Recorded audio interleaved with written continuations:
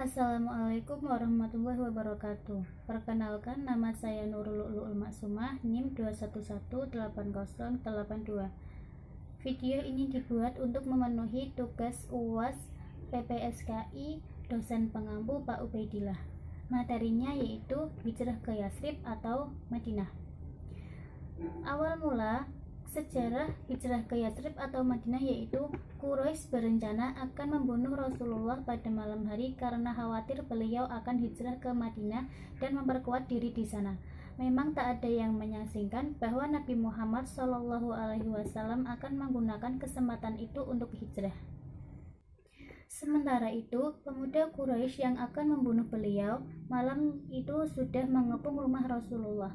Pada malam akan hijrah itu pula, Rasulullah membisikkan kepada Ali bin Abi Thalib agar memakai mantelnya dan berbaring di tempat tidurnya.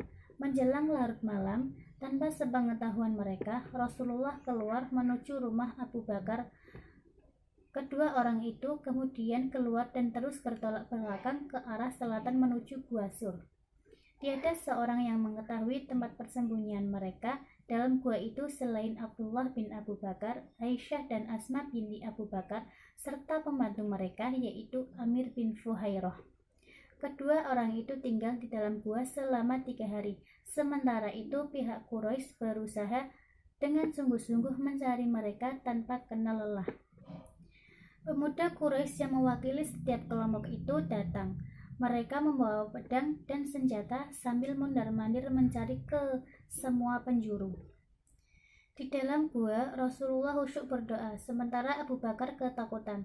Ia merapat kepada kawannya itu. Pada hari ketiga, ketika keadaan sudah tenang, Asma, putri Abu Bakar, datang membawakan makanan.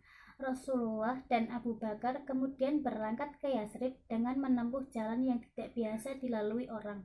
Abdullah bin Uraikid dari Bani Du'il bertindak sebagai petunjuk jalan. Abdullah membawa mereka ke arah selatan, kemudian menuju Tihama di dekat pantai Laut Merah. Ketiga orang itu terus melakukan perjalanan siang dan malam tanpa mengenal lelah. Selama mereka dalam perjalanan yang sungguh meletihkan itu, berita tentang hijrah Nabi Muhammad sudah tersiar di Yasrib. Penduduk kota ini sudah mengetahui bahwa Nabi Muhammad mengalami kekerasan dari Quraisy. Oleh sebab itu, kaum muslimin tetap tinggal di sana dan menantikan kedatangannya dengan penuh kerinduan. Rasulullah tiba hari Jumat, lalu memimpin sholat Jumat.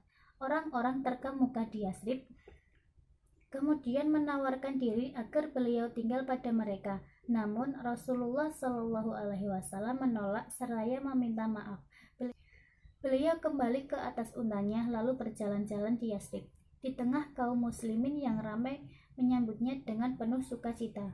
Seluruh penduduk Yasrib, baik Yahudi maupun orang-orang pagan, menyaksikan adanya hidup baru yang semarak di kota mereka. Menyaksikan kehadiran seorang pendatang baru, orang besar yang telah mempersatukan Aus dan Khazraj. Rasulullah SAW membiarkan untanya berjalan. Sesampainya di sebuah tempat penjamuran kurma, lalu unta itu berhenti. Nabi Muhammad turun dari untanya dan berkata, "Kepunyaan siapa ini?" "Kepunyaan Sahal dan Suhail bin Amr," jawab Ma'ad bin Afra. Ma'ad adalah wali kedua anak yatim itu. Ia akan membicarakan soal tersebut dengan kedua anak itu supaya mereka puas. Ia juga meminta kepada Nabi Muhammad SAW supaya di tempat itu didirikan masjid. Rasulullah mengabulkan permintaan tersebut. Selain dibangunkan masjid, di tempat itu pula dibangun tempat tinggal Rasulullah SAW. Cukup sekian sejarah Nabi Muhammad SAW hijrah ke Yasrib. Semoga bermanfaat bagi kita semua. Terima kasih. Wassalamualaikum warahmatullahi wabarakatuh.